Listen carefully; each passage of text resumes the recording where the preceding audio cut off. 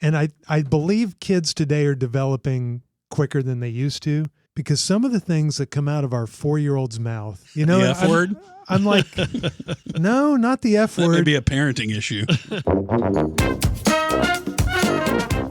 The Musers, the podcast. Episode 27, The Incredible Journey. Welcome to another edition of The Musers, the podcast. I'm Craig. I'm George. Gordon. This is America's favorite new podcast. How about that? Oh, right. I know, I saw that. Great award. It was very impressive. I read about it. Looking forward to today's topic, parenthood, because in the 32 years that we've done our radio show, I've gotten more feedback on being a late-in-life parent than anything else that we've ever talked about. Any Cowboys opinion I've ever had, any funny segment we've ever done, more people have come up to me with comments about parenthood than anything else. It touches so many people. And along those lines, it's time for our letter of the week. And this comes to us from Amy. And she says, I'm listening to the episode about resolutions and goals, and I wanted to share my proudest with you. I've never had much luck dating, and I've found that guys who like me are not the guys that I like, and vice versa. As I climbed into my 30s, I started realizing that my dream to be a mother may not happen. On New Year's Eve 2007, I had the stark realization that every year that passed was my worse, and worse than the previous year, because I was just waiting for my real life to start. So in 2008, I started planning to become a single mother by choice. I made a 3-point plan. Number 1, buy a home. Number 2, get a new job. And 3, pay off debt so I could afford a kid. When the housing market crashed later that year, I found I was able to afford a condo. I looked for 7 months, found a place in late 2009. Then I started looking for a new job and found one that paid more, and I started paying down my credit card debt. 3 years later, I was able to sell that condo for a decent profit, wipe out all the rest of my credit card debt. I finally had enough money to start the process of trying to have a baby. I got pregnant on my first IUI attempt, and in 2014 had my beautiful son. 11 years later, I've moved into a real house with a yard, taken my kiddo on a dream trip for my 50th and his 10th, and generally have a better life than I could have ever imagined. It's awesome. That's a Did great it story. Herself, and a turkey baster.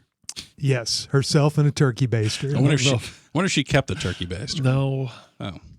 But talking about our episode last week on New Year's resolutions and goals, there's an example of someone who made a plan, had this goal, and fulfilled it. Yeah, no kidding. That's a big one, too. Stuck with it for, a period of years, too. That's really impressive. So congratulations, Amy. If you'd like to email us, please do so at our podcast email address, themuserspod@gmail.com.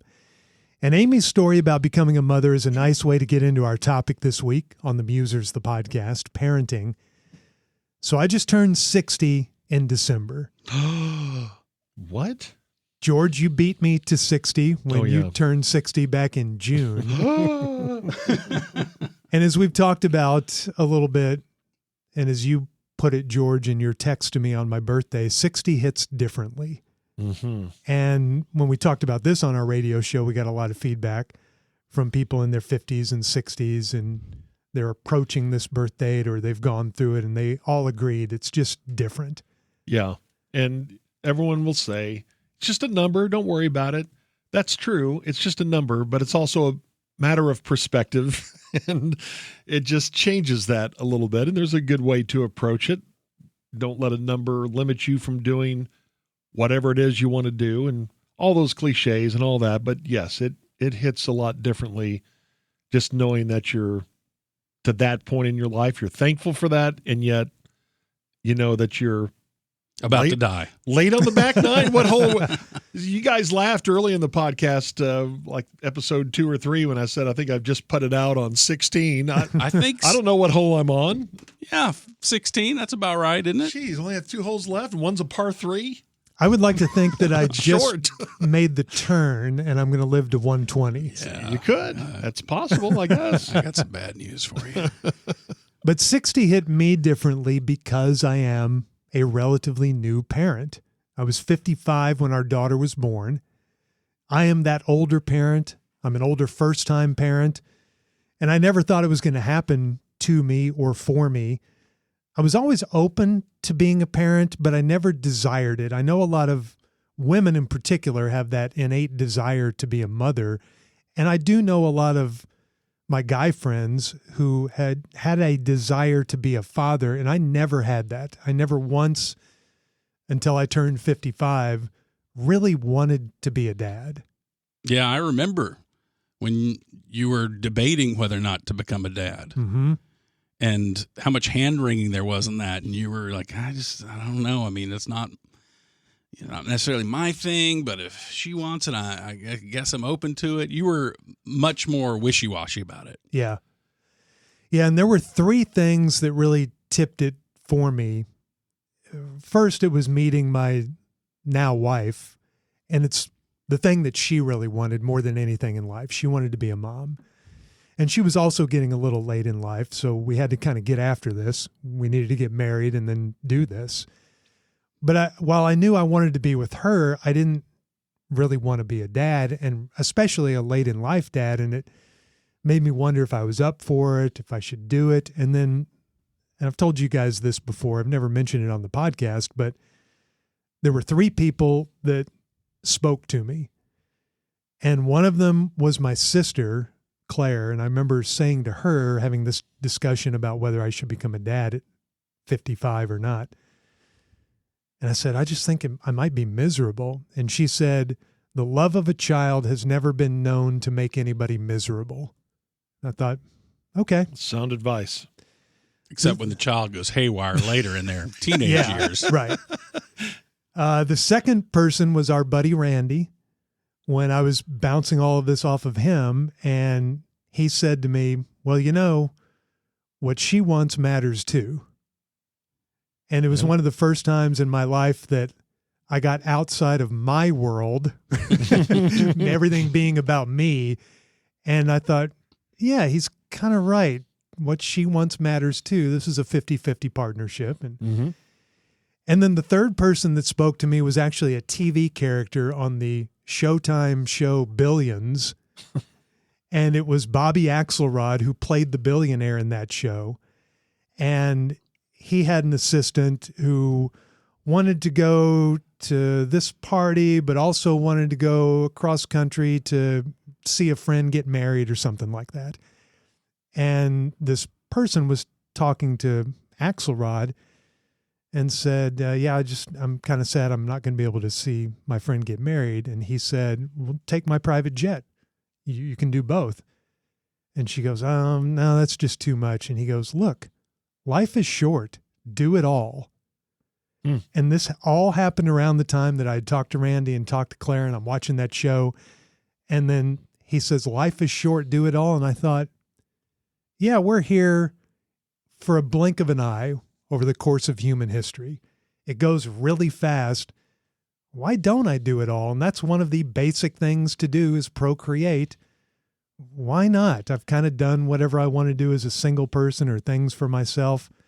Okay, let's just go. So those 3 things kind of pushed me to then go to my wife and say, let's do it. Well, it just proves that whether you're 55 or, in my case, 22, we were young parents. I don't know if you're ever really ready. In fact, I remember before our first one was born, we're about a month out.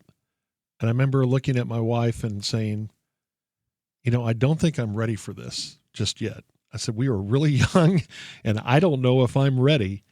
And she said, well, you better get ready because this is happening. And it really did take that last month. I don't know. It was like an athlete getting ready for a game to get my mind right, and I was still overwhelmed with joy when our first was born. And then that ride home when you're thinking, okay, where do we start? How do we do this? Yes. It's so overwhelming. But I told you through the years, and in fact, I can even remember when we had our first. I remember, Craig, you came by our apartment, and we were just watching my oldest son, Brandon, one of those little rockaroos. He was swinging back and forth. And I remember both of us just kind of staring at him, and you thinking, I can't believe my friend is now a father. I was thinking the same thing. But at the same time, once that moment happened, and then we were blessed to have 2 more, I just remember thinking, okay, I finally get this whole thing about a circle of life, and that I have a purpose, and then I have obviously a huge responsibility here. And especially with the first one, I also felt I've finally done something worthwhile. Right. Because I've always just done things for myself, and what about me and this, but I really just felt, wow, this is really something. And then just to see a life begin is just, you can't, I tried to tell you about it through the years, and I probably did a really poor job, but it's just, you have to experience it to know that emotion. How scared were you at 22, though, having scared to death? Because your career was not really fully established, was No, it? we were finishing up college. We didn't have any money. I mean, but I'm looking back on it, and then once, he was born, it was at the same time, it was like I could take on anything.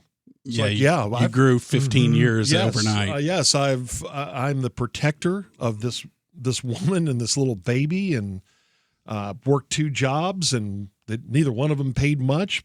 Was trying to finish up school, but I also felt somewhat invincible. Like, I can do anything. It's interesting to me because you guys have both the bookend experiences. Yeah. Yeah. Because you started so young, and some people argue it's best to start young, where then you have a life after kids as well. Right. And then other people argue, no, it's better to start later because you're a better parent, because you've got more of your life figured out, and you're more settled, not only financially and career-wise, but in your soul kind of thing.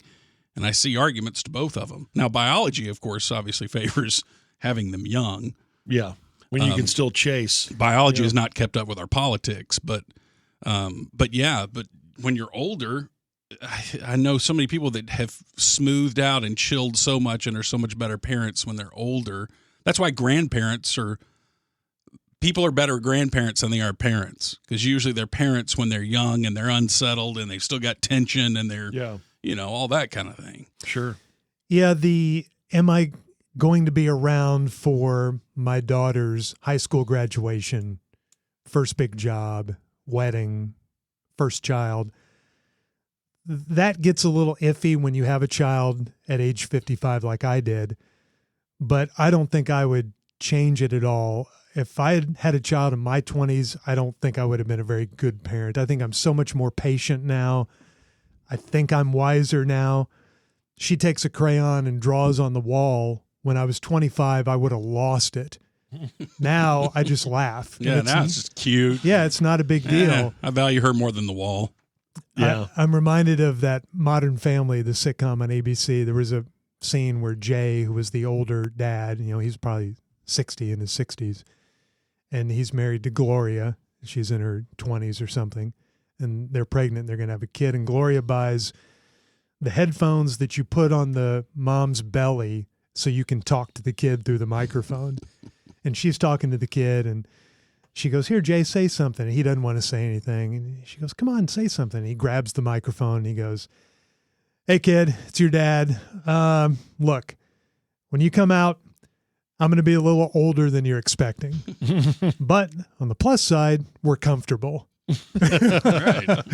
And being comfortable, I think, has made me a better parent. Like, you had the stress, George, of being a young parent of, where's my career going? Do I even have a career? But I had this kid, when we had been at our radio career for 30 years, and I wasn't stressed about that. And I think that's really big, because so much stress for young families and young couples and young parents is financially related. Sure. And if you have a kid at the tail end of your career, you're probably more comfortable than you were in your 20s. And yet I look back at those days, and those were, when we didn't have 2 nickels, those were some of the best days, and yeah, there was that stress, but as humans, I think we always come up with some sort of obstacle. Either I'm too young for this, or I'm too old for it, or I don't have enough money, or, I'm not good enough to do this. I'm not responsible enough to do this. And I don't know, I've made plenty of mistakes as a father, and maybe I would have done a better job when I was in my 30s or 40s or just whenever, but that's just when it happened. And like I said, there's that switch that goes off, I think, regardless of age with most parents of, okay, we're doing this, and we've never been on a voyage like this before. And it's funny too, if you have more than one, you do treat the second one and third one differently in different scenarios.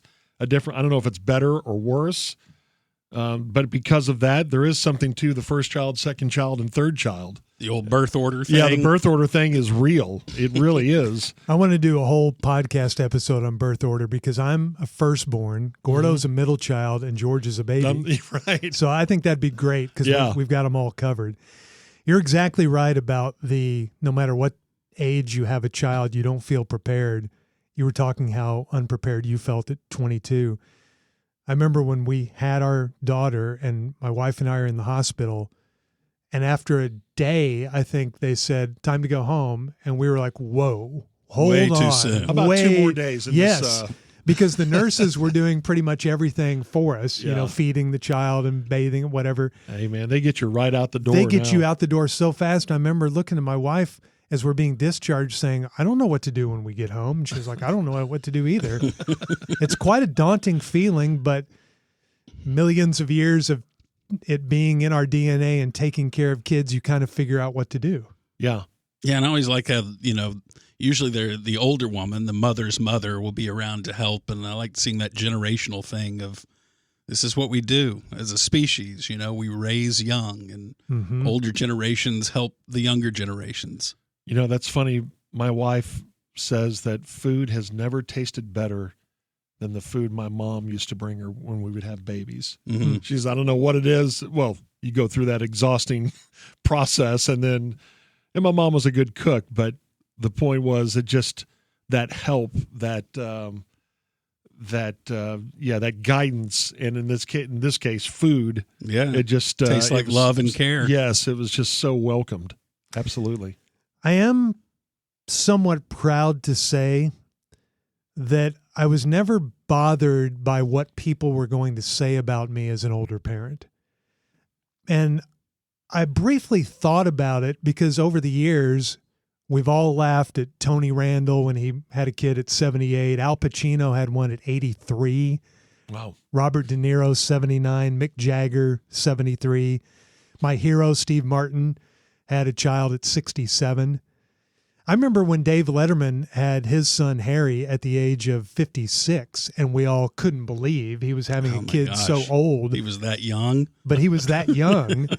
And so when I was having a kid at 55, I thought, some people are going to say, you're too old. That's unfair to the child, this and that. Well, I'm nowhere near Pacino or Jagger or De Niro. And I feel like, and people say this all the time, but 55 these days does feel different than 55 when we were kids. All the 55-year-olds that we knew, our friends' dads, they look like they had one foot in the grave, and they probably weren't going to be around that much longer. But it never, ever bothered me. I always looked at it from a positive, at least from that standpoint, that I don't care what anybody thinks. I feel good about this and good about myself, and I think this is going to be fine. Well, and you're fortunate you also live in the age when there's so many older parents. Yeah. I mean, it's crazy how far back we've pushed having kids nowadays. I know lots of older people that have parents.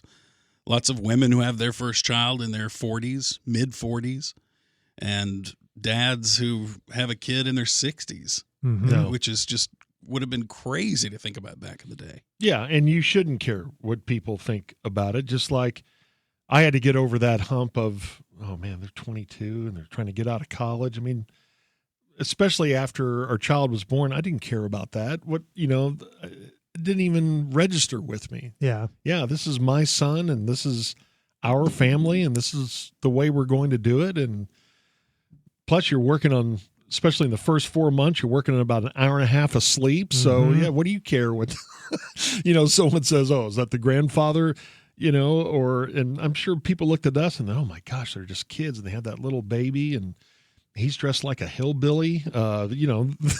They must not have anything. And I guess really we didn't have a lot of material, but man, those were great days. Have you gotten that, Craig? Has anyone ever referred to your granddaughter? Oh yeah. I get it probably every couple of months. I was at the airport recently and a gray-headed guy came up next to me and goes, "Yeah, I've got a granddaughter too." I said, "No, this is my daughter." I took her to a playground, an indoor playground not too long ago, and they were asking me, has she ever been here? No. What about her parents? Do you know if they've ever brought her here? I said, I am her parent. So I do get that from time to time. Do you enjoy snapping that bear trap on people? Yes, I actually really do. Oh, I'm so sorry. What I meant was...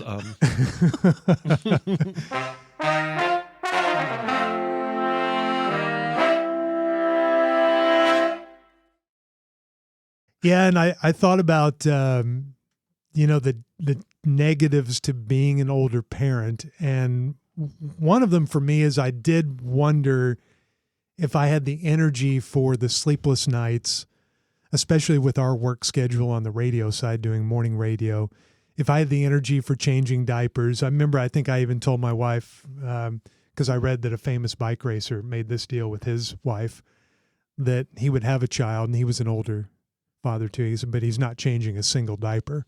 Mm-hmm. And that never sounded like fun to me. But as soon as our daughter was born, I wanted to change every diaper. I loved it. There was just something very bonding about putting the baby down on that little table and changing the diaper, and you're taking care of it. And I ended up loving all of this stuff. Even the first 3 or 4 months, the sleepless nights, waking up every 90 minutes for a feeding. We kept her in a bassinet right next to our bed, so we're all waking up every 90 minutes. Now, my wife, who was actually doing the feeding, it was a lot harder on her.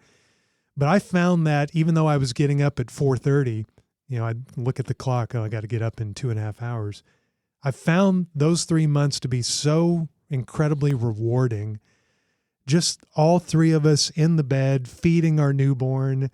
And there was just something very timeless about that. Yes, beautiful. You feel like you're part of a very long story of human history. Could have been in a cave somewhere doing that 500,000 years ago. It's primal. Yeah, it was just, I loved all of that. So everything that I thought I would hate, everything I thought I'd love, I've loved. And everything that I thought I would hate, I've loved. Mm-hmm. Yeah. Yeah, that whole thing about, I'll become a parent and I'm not going to do that part of it. I remember June's talking like that. I don't know if that flies in our modern society these days. I don't know. I mean, I guess it does for some, but it's a shared experience. It's shared responsibility. And now as a grandfather, I have made the decree I don't change dirty diapers anymore. I've changed a couple, but there might be something I've told different. him I've retired from that. I can see the difference between a grandson's and a son's. Yeah. You want to change the son's. The grandson is slightly removed, so maybe it's a little different. Yeah, and with me, it's just, hey, I've been in the game for a long time. Let's let someone else do this. But I have done it. It's just... It's not my favorite thing to do, I would say, when there's one of those big blowouts and every kid is destined to have a big blowout. Also on the pros list of being Every older... granddad is too, by the way. Yeah, that's true. Yeah. Oh, yeah? You think that's going to watch this? You counter-program with your own. Yeah, at some point... You change me too, huh? The son or grandson will be changing you. Yeah, I know. So I guess I should do it and pay it forward.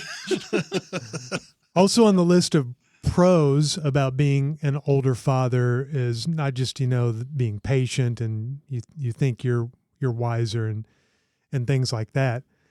But it's also, I don't know, there's a calmness about everything in life. And so that kind of, it leads you to be more, I think, observant about how your child is growing. And maybe it's because you went so long in life and you weren't a parent, and now it's kind of an out-of-body experience to be witnessing this thing. But it is the most fascinating thing that I have ever gone through, is watching a human, not just the body, but in particular the brain develop. Yeah. And I believe kids today are developing quicker than they used to, because some of the things that come out of our 4-year-old's mouth, I swear, I didn't hear out of my mouth or my friends' mouths until we were 12. You know, The F word? I'm like, no, not the F That word. may be a parenting issue. Yeah, not the F word, but I don't know, they're just these adult-like phrases, and I think technology has a lot to do with that, TV and Yeah. but it, and Well, just she the spends a lot of friends. time around y'all too. You're both very present, and so she hears adult conversation. And I don't mean in a bad way. I mean in a good way. You know Mhm.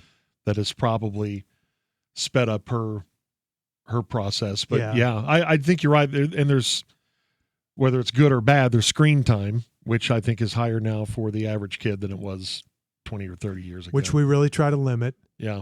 We don't let her watch too much TV, 45 minutes a day or so at most. Some days she'll go without wanting to watch TV, which I think is good. What are her shows? Oh, man, you name it. Anything on Disney with a princess. Well, yeah. Paw Patrol. I mean, she's got 50 different shows.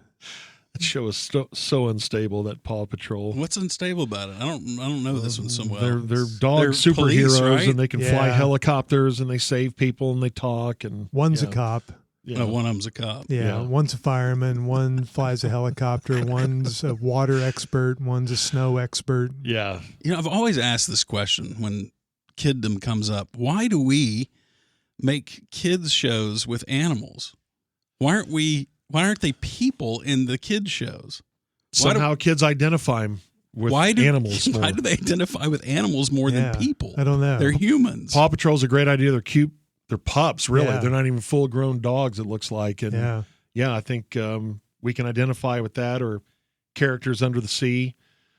A sponge who has a friend who's a squirrel who's got a fishbowl on her head so she can breathe underwater. And then, yeah. She does not like SpongeBob, by the way. Really? Yeah. Oh, She does not want to watch that. No. Man. Maybe she's So a little good. young at She 4. may be a little young, Yeah. yeah. Yeah, get her on The Simpsons and South Park. Yeah. The other positive to being an older parent is the kid keeps you young. Yeah. It really drives you to physically stay as young as you can, but it also keeps you mentally, things I thought that had passed me by, like what are the popular cartoons now?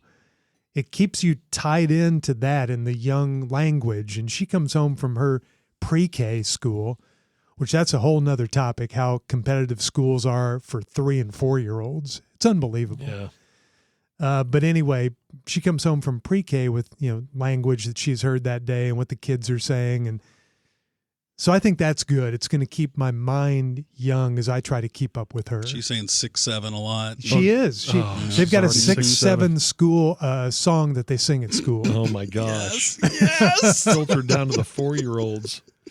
Yeah, I think it does. It certainly did with me, that to have an appreciation for what they like, whether it's, at this age, animated shows, which I could really relate to, Mhm. even as an adult, but music, you guys make fun of me for liking boy bands. Well, I liked them because my kids liked them, and they listened to it, and I thought, hey, 98 Degrees was pretty good. Hey, so was NSYNC. Yeah, but you're still into them, which is the weird thing. I'm not into them, but going I appreciate to all their their music. shows, their reunion shows. Never gone to a show. My daughter has introduced me to Taylor Swift. See there? I had never heard one of her songs all the way through, See? ever. She enlightened you. And now I kind of like her. Yeah. She writes a good song. Pretty good. She writes a really good song. Also on the list of cons, I really think on the list of cons of being an older parent, I think they're all biological. Like when I sit on the floor with her to play a game cross-legged and I go to stand up, I feel it. Yeah. It takes me a while to stand up. Where 20 years ago I would have popped up without thinking about it. So it's the main thing that I think of when growing old with her. I need to try to stay as physically young as I can and be able to pick her up, and run after her and sit on the floor with her without being in too much pain. What Yeah. about concerns of the world, environment? What is her future world going to look like? Has that entered into your mind yet? Or That's a is good that- one too. Yeah, I think about that a lot, although I try not to because I can't control most of that. Mhm. And it, as we've talked about on this podcast, it feels like we're heading towards a doomsday type scenario. Yeah. And I don't know if that will happen in her lifetime. It seems like it might. She lives to be, say, 80 or so. But you know, what were our parents thinking in the 60s? Right. With Vietnam, the threat of nuclear war, you know, the 70s weren't much better. The 80s, we still, you know, wondered about that. I remember my oldest son was born in the 80s. I remember thinking the same thing. Mm-hmm. My second one was born just months before Desert Storm happened. And I remember as a parent being really freaked about that. Like, oh my gosh. What if that spreads? Is this going to be the rest of his life? And 9/11 with our youngest son, he was 1 when that happened. And I thought, what sort of world have we brought him into? And is this going to be, you know, for all of his life, is he going to deal with terrorist attacks? So yeah, it's probably nothing been a new over concern. the course of Right. yeah, it's nothing forever. new. Yeah, And I would say, Gordo, to that is that's not a reason to not bring a kid into the world. Right. Because you do hear that from some people. I don't want to bring a kid into this world, but I would say that's what we're here to do. And yes, at any point in human history, you could probably have made that argument. Right. We can't bring a kid in this world. That dinosaur is going to eat her, you know? right. So I think you just plow ahead and you don't spend too much time thinking about it. Although if you have particular causes that you think will help save the world, then you probably impart those to your kid and hope that they join the fight and maybe make a difference. But it's a thought for sure. So what about the fear of the kids bullying her at school or some of those bits of emotional suffering that you have to go through as a parent because you know that your kid's going to have to go through them? Yeah, that's probably the biggest thing that I struggle with having a daughter. The two things that I struggle with the most are because we know that girls bully in a more insidious way than boys do in school. Mm-hmm. Boys will just come up and push you down in the dirt and then you fight it out. Right. But girls launch this guerrilla warfare for years, behind the scenes backstabbing and marketing gossiping. campaign. Yeah. It's just and they don't fight it out. Boys will fight it out and maybe settle it. Girls don't. It just continues. They'll smile to each other's face and then fight behind the scenes for the next 3 years. yeah. Destroying you, don't even know it. And we've had enough friends who have experienced that with their daughters at school that I'm really worried about that. And the other thing is, since she's my daughter, I worry about her meeting the wrong guy. Mm-hmm. That's maybe my number or one girl, fear. why are you being heteronormative? Or girl, whatever it is, meeting the wrong partner that mistreats her, that abuses her mentally or physically. I could not live with that. Yeah. And I mean, we all know men and women who have fallen into horrible relationships. It's human nature. You're attracted to someone and then, I don't know, a third of the time, a half the time, it turns out to be really bad. And I just don't want her to go through that. And the thing is that as a parent, there's only so much you can do. I mean, she's going to be a teenager and an adult and in relationships, and you may have a very strong opinion on it, but she is in love with a person. right. So you can only say so much. Mm-hmm. Yeah. Yeah, and it brings you back to square one that we were talking about. How is she or he going to deal with life? This life's in front of them. How are they going to? But you just have to, I don't know, just like the football coach, take it day by day, stack good days on top of the other, and, you know, and hope for the best and hope that it turns out right. And so, Giorgio, when you faced your boys growing up and then they're having to make decisions as adults, like how much did you step in and help them out?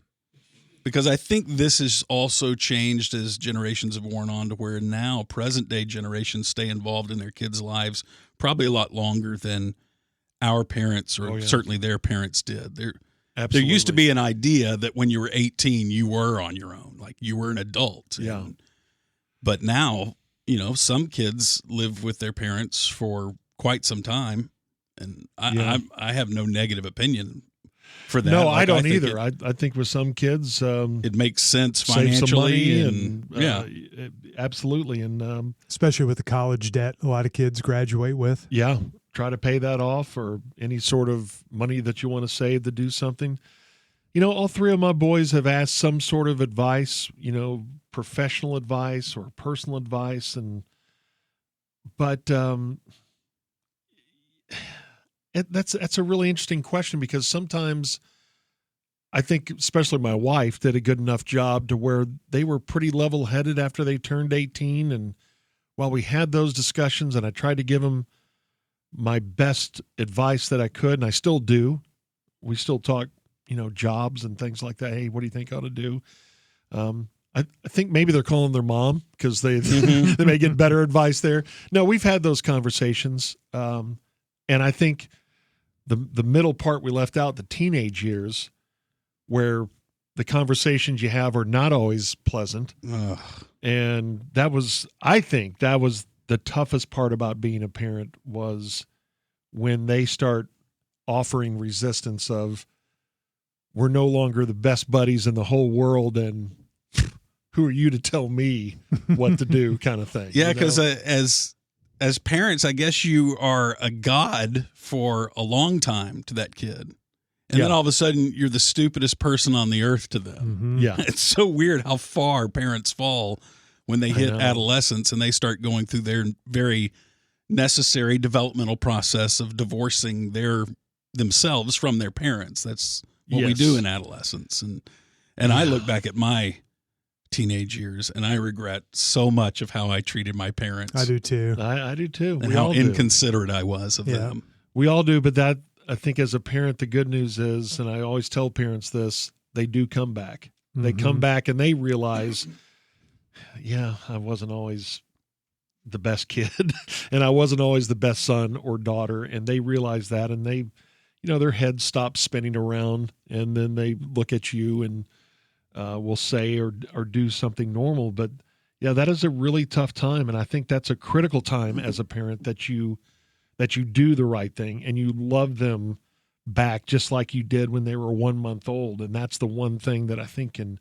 carry them through of, gosh, mom and dad really do love me unconditionally. And they were nice to me when I didn't deserve to be nice. Mm-hmm. Yes. Niced to. Yes. And that brings them back. I do hold out hope, though, because I talked to my sister about this.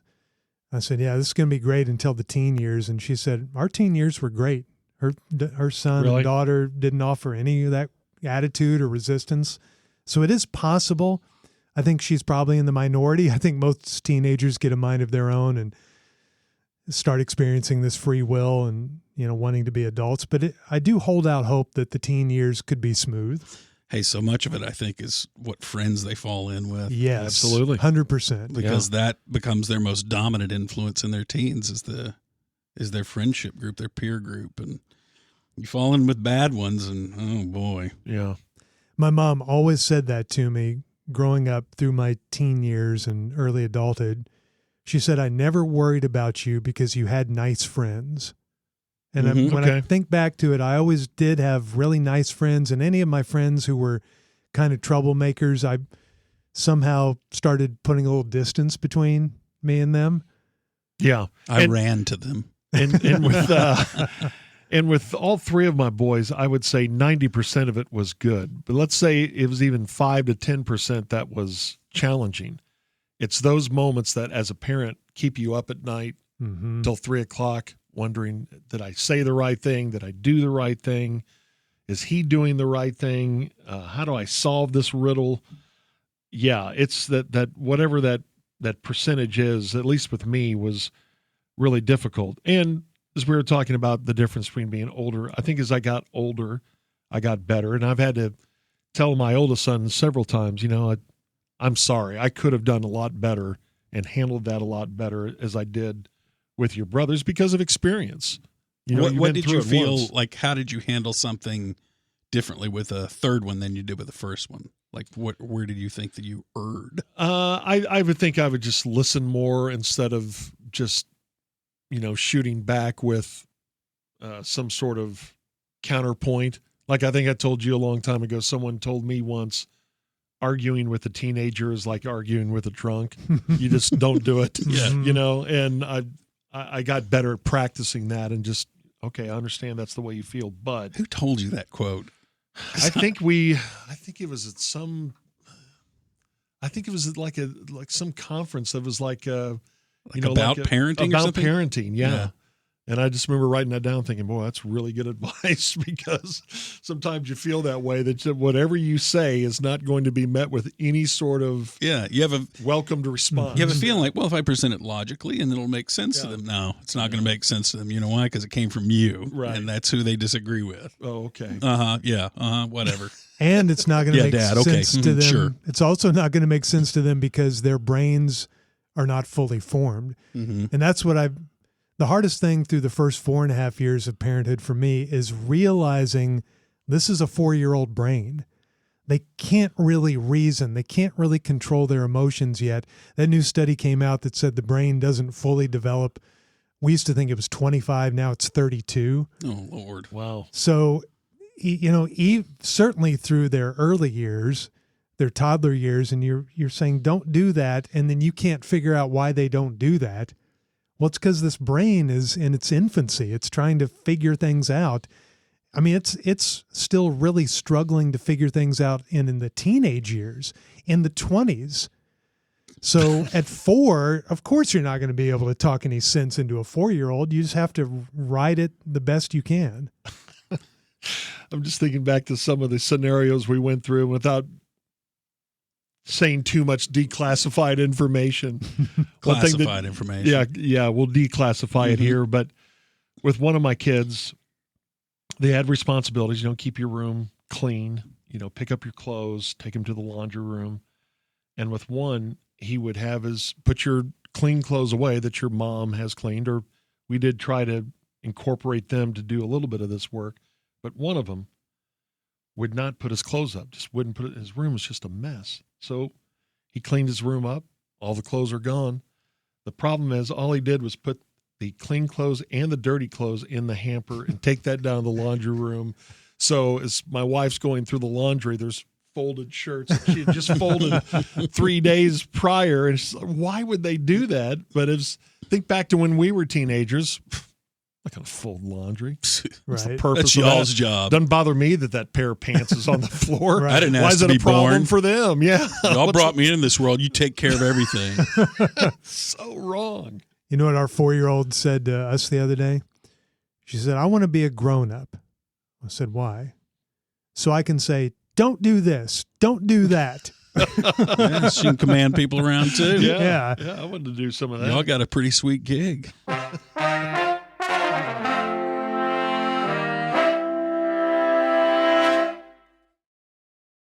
All right, I want to bounce a couple of things off of you guys and tell me where you stand on this in terms of parenting, spanking, because I cannot tell you how many times in the 4.5 years we've had our daughter that I've wanted to spank her because I got spanked.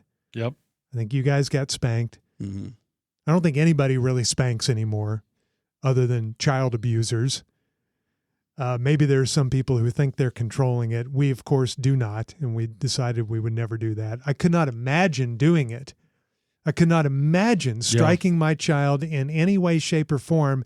However, there have been so many moments where all hell's breaking loose, and I have wanted to. Yeah. I think spanking's still around. I mean, I think that it's, obviously there's different cultures that still practice spanking. But yeah, in general, I think that the rates of spanking have gone down. And I think it's kind of a bad idea. I mean, I think that it's great now that there's timeout is another alternative that people have done. I don't remember timeout when I was a kid. No, I did no not such remember thing. my parents ever saying, take a timeout. You're in timeout. Yeah. And I know that as a problem child myself, that spanking was the only thing that would ever motivate me. Yep. That's why I still don't think it's such a bad idea if you strategically place it. Strategically strike your and child. I don't know when the A ages tactical are. strike. Well, obviously, you're not going to whoop them, but I still don't think it's such a bad idea. So yeah, I don't know what the rates are for for percentages of those who still spank their kids. I don't think, and they always say, well, you shouldn't spank in anger, which is true. But at the same time, when else are you going to? Well, that's the thing, is that the calm spanking is almost the creepier one. Right. When your parent says, okay, the situation is now over with. Let's say they get it settled. You go into timeout and you're going to get a spanking later on when everything calms down. And then the parent comes into your room as some detached Hannibal Lecter character wheeled in on a dolly with zero emotion to execute justice on you. Yeah, I had those moments waiting for my dad to get home from work, knowing that he would occasionally use the belt. It only happened a couple of times. It only needed to happen a couple of times. Yes. That's the thing about spanking, yeah. I remember 2 spankings in a childhood is good enough to govern you. I don't talk back. Yep. I think I remember 2 spankings from my dad, but knowing the threat was there kept me in line the other 15 years. Half of my childhood was spent begging my mother not to pass along information to my dad. Please don't tell Dad. Please just don't. It's just a joke. No, I'm going to tell your father when he gets home. I'm going to tell. No, Mom, come on, please, just don't. There've been a couple times where I've said to my daughter, "Do you want a spanking?" And she kind of stops, and I don't even think she knows the definition or what that is, but because of the way I say it, she'll stop and look at me and go, "No." Of course not. But I don't think I could ever spank her. I would feel horrible about it. But our parents didn't feel horrible about it. I mean, maybe they did, but they did it. The 3 of us were spanked, but look, we're ending up hosting a podcast. Got a podcast. Didn't really do anything too bad. Yeah, we were to so us. psychologically damaged that we became funny people that could then monetize that funniness. So, and and I hear some of the parents I used to hear give these long speeches on why you don't spank were also the kids or who had kids who would talk to them in a way that, how do you let your child talk to you that way? Mm-hmm. I love that. Whatever your idea of discipline is, it's not working. How could you let your 8-year-old talk to you like that or talk to your wife like that? I never understood that. You don't spank your kid, but your kid calls you Judith. So there's something weird about y'all's situation. I don't know. Yeah, I can't say it's right or wrong. It's a tough one. What about free range parenting? I think that's a fascinating idea. Scary as hell. Yes. You got to help me out with this. So these are people who, I guess they really kind of have no rules for their kids. They just let the kids. It's the way that our parents, in a way, I told the story on the podcast about my parents letting me ride my bike across the state of Oklahoma when I was 14. That's free range parenting. Let them go. And I remember talking to my sister. We were at a Little League baseball game my nephew was playing, and his game hadn't started yet, and he was out wandering around somewhere. And I said, "Where did Gabe go?" And she said, "I don't know." And I said, "Aren't you?" This is like downtown Austin. I said, "Aren't you worried?" She goes, "No, just let him go." And that's how she parented. Maybe not quite as free range as our parents, but these days. And I think we pinpointed this started somewhere in the 90s where parents got really helicoptery and scared to let their kids out of their sight. But before that, when we were all growing up, parents let us out of their sight all the time. They just let the kids be free range and go out and figure it out on their own and cross your fingers that a kidnapping doesn't happen. And 99% of the time it doesn't. But those parents will argue, but what about the 1% of the time? So that's why you got to keep your eyes on them. But I think it does develop a more independent personality, a kid that's probably more independent and confident. I think there are a lot of positives about it. But when I think about free range parenting our daughter, I don't know. I get a little sick to my stomach thinking letting her about wander around the neighborhood. Yeah. Yeah. At what age do you let her wander around? Certainly not now at 4, but at what age is it? Would 10? you let her walk home from elementary school like a first grader, second grader? Man, how far a walk is it? Let's say 1.5 miles. Gosh, not many parents would do that. No, I don't think I would. And I don't blame them. There are a lot of creepy people in this world, unfortunately. But it's also a more secure world than ever with cameras everywhere, and people are more vigilant to those creeps. Yeah, that's a real tough one. There is a balance there because I do think you have to be careful that you don't go the other way, being too much of a helicopter, whether that's observing them 24/7 or, when they get homework. It's okay to work on it with them, but you don't need to solve all of their math problems for them. I know, and the parent, that does a disservice to the kid big time. A parent doing a project or a homework for the kid, and it's a horrible trap to fall into. I get why parents do it, but ultimately it's going to make that kid have a lifelong problem that they will have to battle. Yes. Because I remember the few times that my parents stepped in, did projects with me, and I learned that was a resource. I would always learn, all I have to do is wait to the last moment, and then they'll step in because my mom doesn't want me to fail. Right. So then she would help me out. And I think the way it affected me was then I started internalizing this sense of incompetence. Like I couldn't get it done. Yeah. And so because I was never forced to learn those skills and build those muscles of kind of consistent work towards that goal, getting it done in time, all that. And then my whole life has been playing catch up ever since. Boy, and I tell you, another area of a helicopter parent, a child is corrected by a teacher or a coach. Well, you just hang on a minute. The parental defense lawyer. Yes, and then here comes the defense lawyer of the parent where, my parents always seem to side with the teacher. Yes. Or if they say you were acting up, then you were acting up. Or if you didn't do this right, that's on you. It's not, hey, we're going to try to get this teacher fired now. And I think there's so much of that's just nuts. Yeah.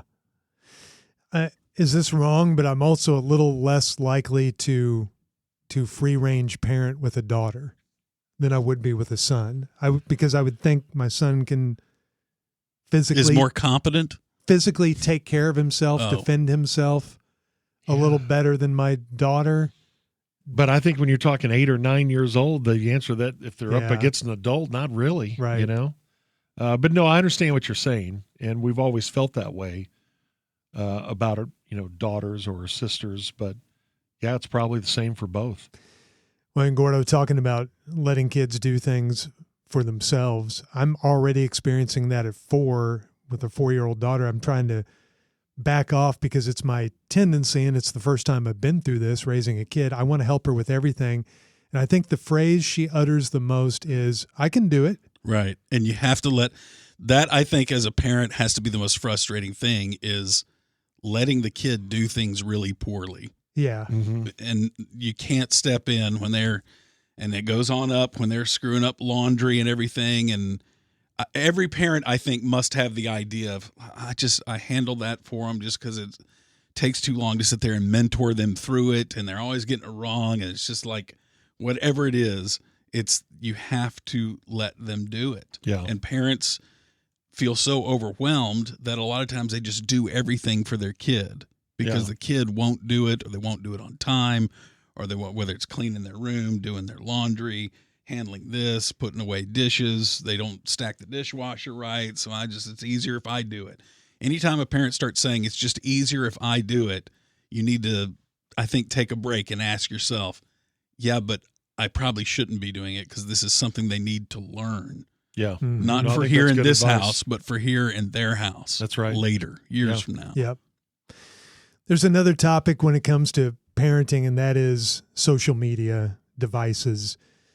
I read that book, The Anxious Generation. I think every parent should read that book. We should probably have the author on this podcast because it's a fascinating conversation. And he argues the biggest threat to kids isn't a potential kidnapper, it's the smartphone.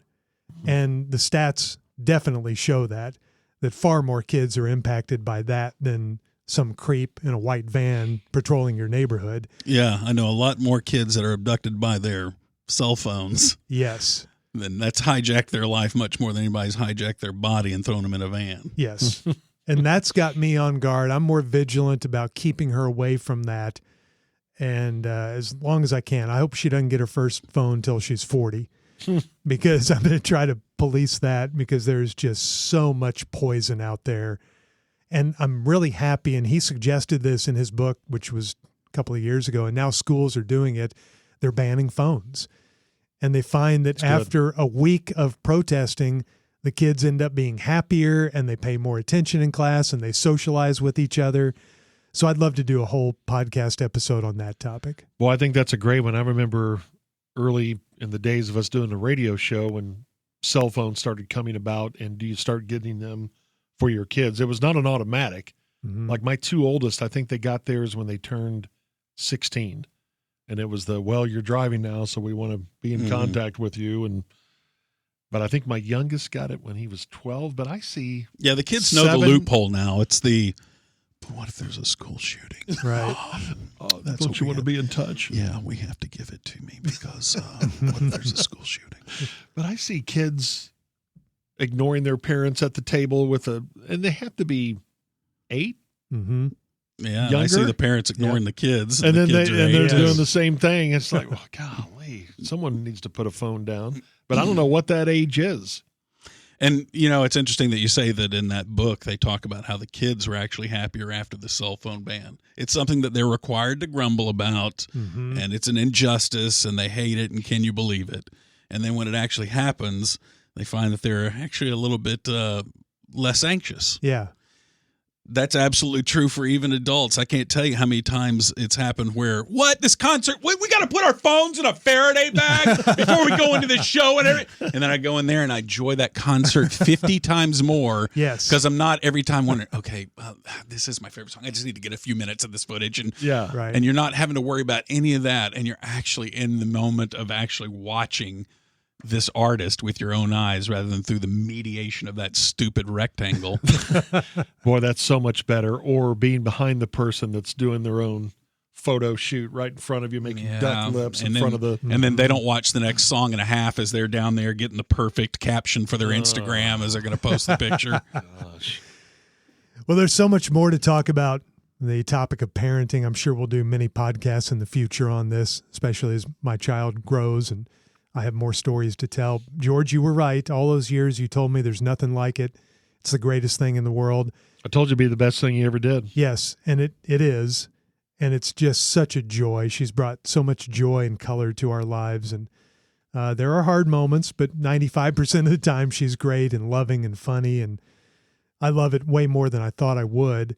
And you're right also in that you don't get it until you're in it. Right. And as a single adult or a grown man without a child, I would look at these other families and these other kids, and I appreciated them like I appreciated my niece and nephew, but I never really noticed other kids. But now that I've got a kid, I notice everything about everybody's kids. Sure. I notice all the little things they do, and I find all of it. I take my daughter to a gymnastics class or a dance class or whatever, and the other kids are just as cute as she is to me because I'm noticing all the funny things they do. Yeah. And before I had her, I never noticed that about kids. They were just smaller humans that were running around kind of annoying me, but now I love them all. One of my best memories of being a father of young kids was when my two older ones were probably 5 and 9, something like that. We were the house where all the neighborhood kids would gather and play baseball. And I'd go out and play with them almost every day. I was a kid again. It was great. And you're right. You learn the other kids on the block's, personalities. You were in the 4 slot, weren't you? You hit clean up. I'll clean Absolutely. up. Watch it sail over a rooftop. You never had to run the bases. You only had to really kind of jog walk. Right. And I guess, was that being a helicopter parent? I don't know. It was fun. And I had the time in the afternoon because we were working morning radio. And while I missed out on some things, to me, that was like, well, this is awesome father-son time. And yeah, kids start showing up. Is Mr. Dunham going to play? They wanted me out there. Yeah. Who's going to hit the homers? You were very recruited for every team in the neighborhood. Finally, wanted you. I could excel at athletics playing against 8-year-olds. You found your division. Right. Did you see his bat drop? So much attitude. So much attitude. It's an incredible journey. I love it. Parenthood. I love talking about it. So yes, all the P1s of our radio show that have come up to me talking about, I never get tired of talking about it. I want to hear about your kids. I love talking about mine. And I get it, buddy. I get it. Get it. That's this week's edition of The Musers, the podcast. Thanks to Peter Welpton, our producer. If you like what you hear, please leave us a review on Apple or Spotify. Subscribe to our podcast on those platforms. All of our content is free, and we appreciate you spreading the word as well about The Musers, the podcast. Question before we go. Have you yet used The Musers, the podcast, as a means of introducing the guys to somebody who's unfamiliar? We'd love to know how that went, good or bad. Send an email to themuserspod@gmail.com.